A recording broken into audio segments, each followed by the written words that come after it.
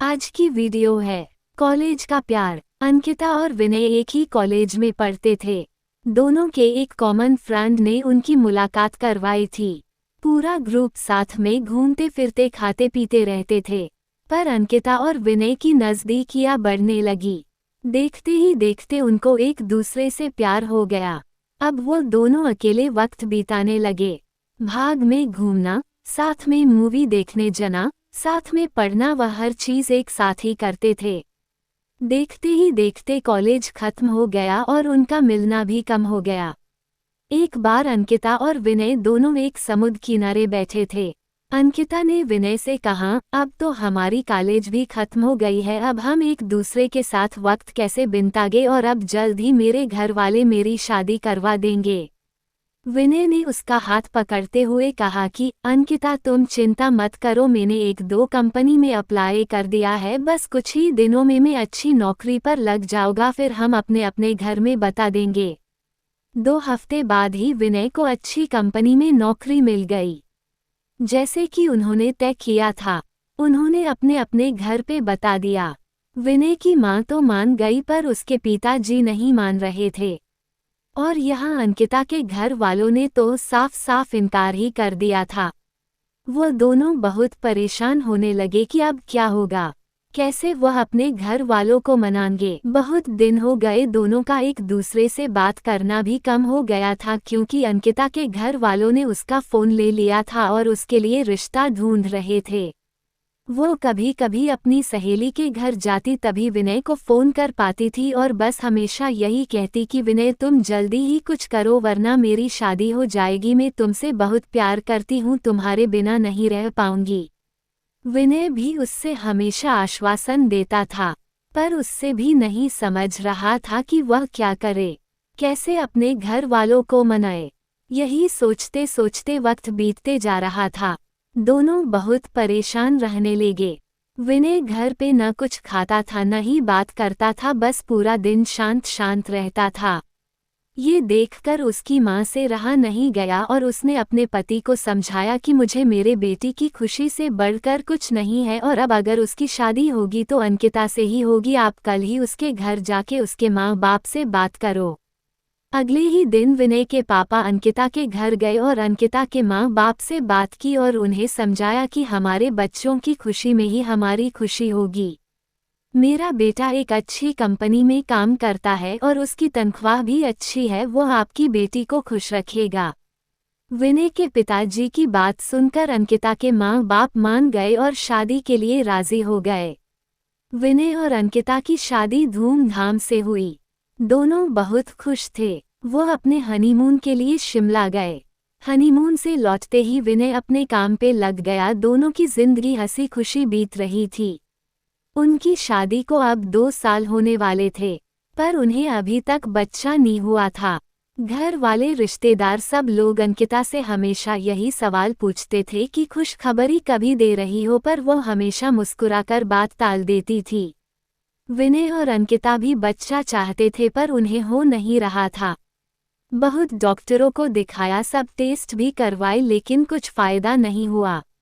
अंकिता की सास उससे बाबा के पास भी ले गई, पर वहां से भी सिर्फ निराशा ही हाथ आई। अंकिता बहुत परेशान थी। उससे यही चिंता खाए जा रही थी कि वो कभी मां नहीं बन पाएगी। 4 साल बीत गए, पर उन्हें अभी तक बच्चा नहीं हुआ। एक दिन विनय ऑफिस से लौट तो उसकी माँ उससे चिल्लाने लगी कि तूने अपनी मर्जी से शादी की, अब देख रहा है ना बच्चा भी नहीं हो रहा, अब हमारा वंश आगे कौन बढ़ाएगा। लोगों के ताने सुन सुन कर मेरे कान पक गए हैं, आखिर हमें भी इच्छा होती है कि अपने पोते पोतियों को देखे। ये सब अंकिता सुन रही थी। विनय ने अपनी माँ को समझाया कि जरूरी नहीं कि आपकी बाहू में ही कुछ कमी हो, मुझमें भी तो हो सकती है, आप शांत हो जाइए। जैसे तैसे उसने अपनी माँ को चुप करवाया और अपने रूम में चले गया, जहाँ अंकिता वहाँ बहुत रो रही थी। विनय उसके पास गया और उससे गेल लगा कर कहने लगा, तुम चिंता मत करो, सब ठीक होगा, मैं हूं ना तुम्हारे साथ में, तुम्हारा साथ कभी नहीं छोड़ूंगा। और माँ की बात का बुरा मत मानो, वो ऐसे ही कहते हैं, गुस्से में जाने दो, खाना लगा दो, हम साथ में खाते हैं। अंकिता थोड़ा शांत हुई और खाना लेकर आई। दोनों ने साथ में खाना खाया और सोने लगे। पूरी रात अंकिता यही सोचती रही कि कैसी औरत हूँ मैं जो अपने पति को बच्चा भी नहीं दे पा रही, अपना वंश को आगे नहीं बढ़ा पा रही, कितनी बदनसीब हूँ मैं। वो पूरी रात नहीं सोए और बस रोए जा रही थी। सुबह हुई, सब अपने अपने काम में लग गए। विनय भी ऑफिस के लिए निकल गया। अंकिता भी अपना काम करने लगी, पर उसके दिमाग में वही रात वाली बात चल रही थी। पूरा दिन यही सोचती रही।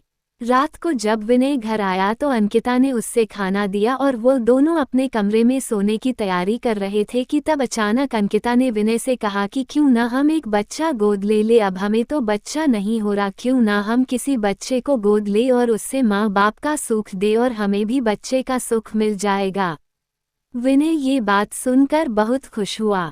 वो दोनों दूसरे ही दिन एक दत्तक ग्रहण संस्था गए और वहाँ पूरी बात बताई। दत्तक ग्रहण संस्था वालों ने कहा कि आप एक फॉर्म भर दीजिए, जैसे जैसे ही सब जांच पड़ताल हो जाएगी आपको फोन आ जाएगा। उन्होंने फॉर्म भरा और एक आशा के साथ घर लौटे कि शायद अब उनकी परेशानी दूर हो जाएगी। 6 महीने हो गए, उनको कॉल नहीं आया। विनय जब भी वहां जाता वह लोग उससे एक ही जवाब देते कि कॉल आ जाएगा, पर इंतजार की गाड़ियां बढ़ती जा रही थी। अब अंकिता हिम्मत हार चुकी थी, वो पूरी तरह से टूट चुकी थी। विनय भी आखिर कितना उसको समझा पाता, दोनों थक चुके थे। उन्हें अभी कोई उम्मीद ही नहीं रही थी कि वह कभी माँ बाप बन पाएंगे। पर विनय ने अंकिता का साथ और कोशिश करना नहीं छोड़ा। वह हर 2 दिन में संस्था जाता था। इंतजार करते करते 8 महीने हो गए थे और एक दिन अचानक विनय को कॉल आता है कि आप दत्तक ग्रहण संस्था में आ जाए, आपके लिए एक खुश खबर है। उसने तुरंत अंकिता को फोन करके दत्तक ग्रहण संस्था आने के लिए कहा। दोनों वहां पहुंचे तो उन्हें पता चला कि उनको एक बेटी गोद दी जा रही है जो कि सिर्फ 5 महीने की है। विनय और अंकिता की खुशी का ठिकाना नहीं रहा। विनय तो खुशी के मारे वहीं नाचने लगा।